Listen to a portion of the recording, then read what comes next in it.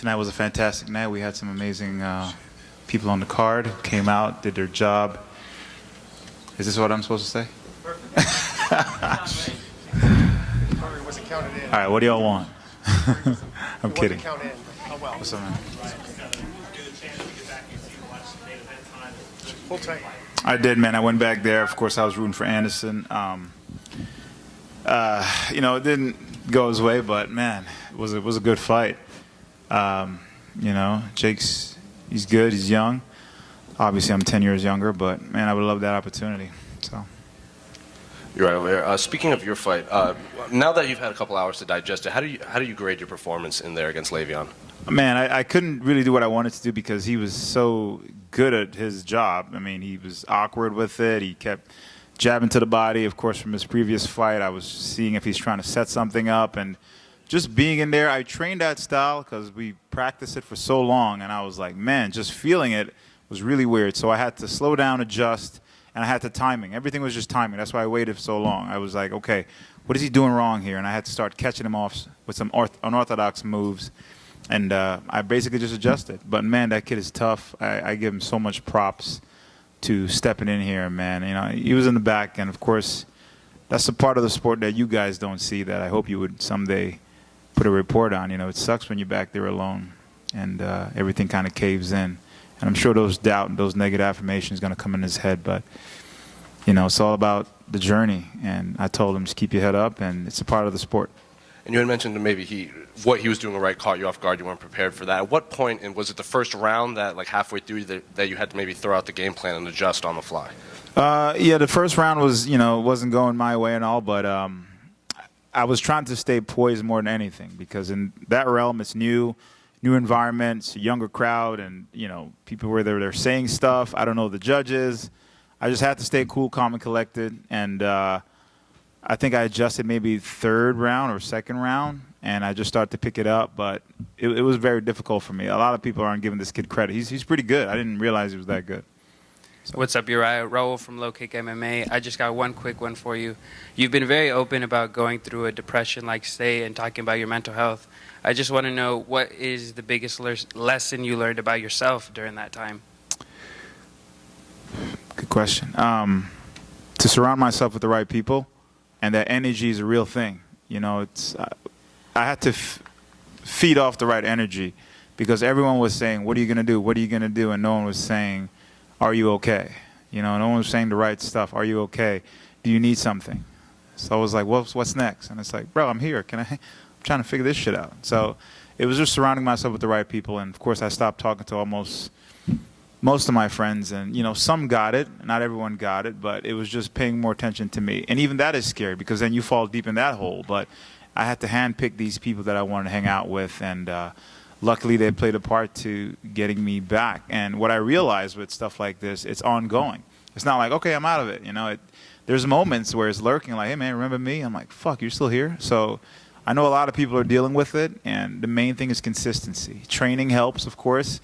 And just being outside, just doing stuff to not stay in that dark place.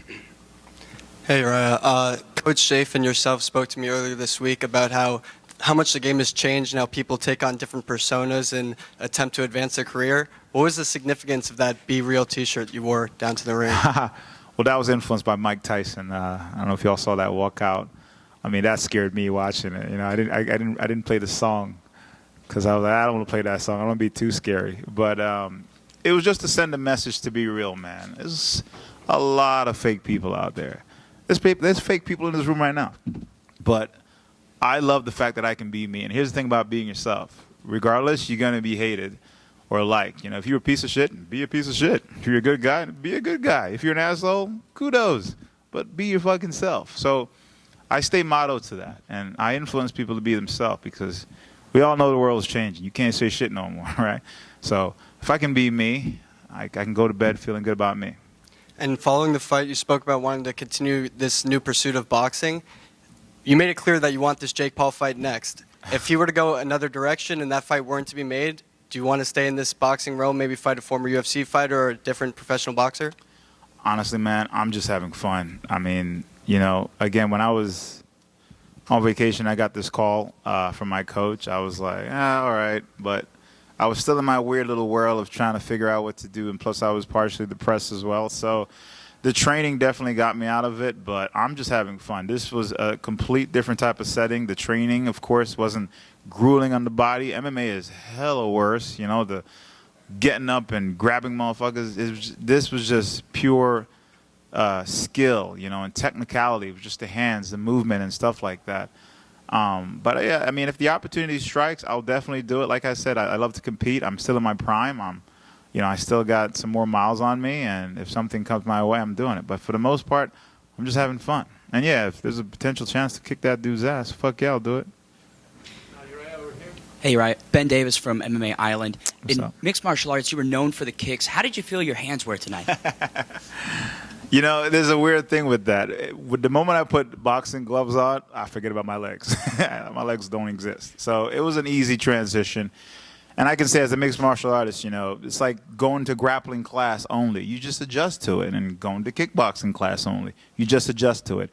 And that's what I love about mixed martial arts. You get to pick and take away your weapons and stuff like that. So the adjustment is not a problem at all. Of course, there are moments I'm like, man, I could kick this motherfucker. Like, the open is right there. But, you know, it's good to maintain that discipline. And I saw a lot of holes in my game. I felt it. And it's just getting comfortable in that environment. So I'm excited to go back and train those holes. Now, after watching Jake Paul go the distance with Anderson Silva, how do you feel a matchup between yourself and him would go? Do you think that you'd find the finish? Man, this is the part where I got to be careful what I say, huh? I definitely think I can take him. I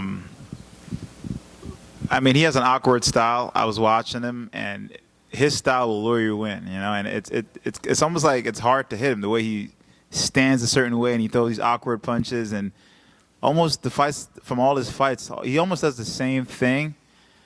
But I definitely think I could give him a challenge because I'll come at him. You know, he'll hit me, but I'll come at him.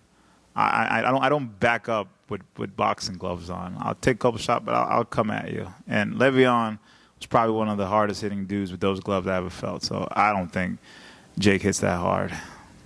Yeah, bro, you don't. Yeah, I said it. Uriah, I know that you have tremendous respect for Anderson Silva, and he's a beloved figure in combat sports. Watching Jake Paul beat him, does that spark a fire in you? Fuck do you yeah, it wanna did, fight him man. even more? You should have heard me in the background. I was like, revenge is coming. Yeah. But, yeah, it sucked. It even sucked when I had to fight him. I mean, Anderson has done so much for the sport. He inspired a lot of people, you know. Some people in this room, he's an icon. He's a legend. When people say I'm a legend, I'm like, that dude is a legend. And I have so much respect for him. It hurt to watch, but, you know, I got to separate those emotions because at the end of the day, it's the skill set. And Jake Paul did what he had to do to win. But, yeah, I definitely felt it for Anderson. But to me, he's still one of the greatest of all time, if not the greatest, for being at his age, doing what he does and moving the way he does. And I remember when I fought him, I was throwing punches, and he would move just enough. And I'm like, I know what the fuck that means. I got to be careful. So I take nothing away from Anderson. This doesn't even mean anything for what this guy solidified in this game. He's still the best. And you have the mic in front of you. I don't know if you want to send a specific message to Jake Paul. You want me to, isn't he here? I can say it to his face. Isn't that better? Well, he's not here in this room specifically. Well, when he gets here, y'all tell him that I said, what's up, bro? You know what that means. What sort of impact do you feel like Jake's victory has had on the sport of boxing? What?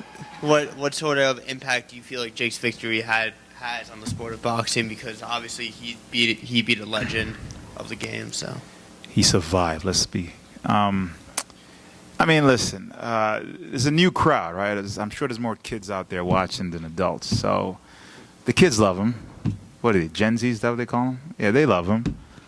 Millennials too. They love him. It's good for the sport. It's a good payday. It's entertaining. Listen, the sport is changing. Let's be real here. It's changing. It's entertaining now. It's entertainment. It's not about integrity and honor and all that stuff anymore. It's entertainment. Can you sell? Can you put people in the seats? Can you become a character that we can relate to? Can you say some dumb or weird shit, or wear some weird shit, or look weird or whatever to put people in the seat? That's what it comes down to. I'm aware of this. I'm not going to fall victim to that. But if it gravitates those people to come in and pay y'all money, then fuck it, do it. I'm here to fuck shit up, get paid, and get the fuck out. Uriah, did you see anything from Jake's skill set that impressed you at all? His tattoos. No, I'm kidding. From his, you said his skill set? Yeah, from what did you see from his boxing today? Was there anything that impressed you from him? Listen, I'm not here to bash people, man. This sport is hard to do, you know. And even going back to Le'Veon Bell, he took a risk coming in here. I know everybody was like, "Oh, you're gonna die against Uriah." I'm like, and some people wrote or said, "Or I should have finished him around." I'm like, this dude is pretty good. He's actually pretty good. So I think Jake is getting better. You know, it's all about consistency. I've watched his first fight to now, and he's actually getting better. But it's all about adjustment, and that's why I like mixed martial arts so much, because you can adjust. But boxing, you can only adjust so much. But honestly, I'm gonna say I think he's gotten better. But I can see so many holes, and it's just making the right adjustment to, you know, take him out. We have time for one last question. Anybody? Be careful with your question. It's not for you. Safe. Coach That's Safe. fucked up. That's fucked up. That's fucked up. How was this week? How was this experience for you? It's definitely different than these weeks at the Apex recently. Can you just reflect on the experience overall? I mean, I did this with Darren Williams when he fought Frank Gore. Similar setup, same people, Showtime. So I kind of was ready for it. But Le'Veon is tough. I don't think people really realize how hard this is. And Uriah hits hard as shit. I mean, he hits hard. And Le'Veon ate those shots, no problem. So it was a little bit more work than we anticipated. I thought he was going to crumble under the pressure, but he did not. So afterwards, we went to the back, and I got on a knee, actually started icing his eye, and I just told him, I said, dude, you are so tough. Like, I don't think you understand. Nobody takes those risks on their second fight in boxing. Go back and look at Canelo Alvarez. Go back and look at Floyd Mayweather. No one fights someone who's seasoned for their second fight. And Uriah is seasoned. Even though he's an MMA fighter, he was a kickboxer before, he has a lot of experience. So I really think the story is, Le'Veon did a really great job, and we have a lot of respect for him. And that's it. You know, I think Jake is getting better too, and we'll see what happens. But the promotion's been good to us. They've taken care of us, and we had a good time. This is really more about having fun for us. And boxing is very hard. I'm not trying to have that argument, but it's just a little bit different, and there's a lot kind of less involved. So for us, this is just kind of fun, and we had fun, and we got the job done, and I'm at the Apex next week. So, and it's nothing but love for the UFC. The UFC's been fantastic too. So we like to jump from both. And last thing, real quick, you spoke about fun. You mentioned fun. Uriah said that he would love to have Le'Veon come down to Fortis and Dallas and train. Would that be something you think would be fun? Absolutely. I mean, when you're a coach, what you look for in an athlete is you look for toughness. You look for someone that won't quit. Everybody, can learn, but if they have no heart and they quit when they get under pressure, then where is there to go? And Le'Veon showed so much heart. Word. And so, he's so tough. And I think that, people just kind of really need to understand that. And again, people are going to talk, but I really hope that he does come and train with us. Welcome. And I think that what he said. I think Le'Veon could do well. He's an elite athlete, and he showed that. I mean, he never broke in there. And honestly, I thought he was probably going to when he got cracked. So nothing but respect for him and for his team. And I was trying to put him away. He was. I really was. He was. So yeah, we would love to have him there. Absolutely.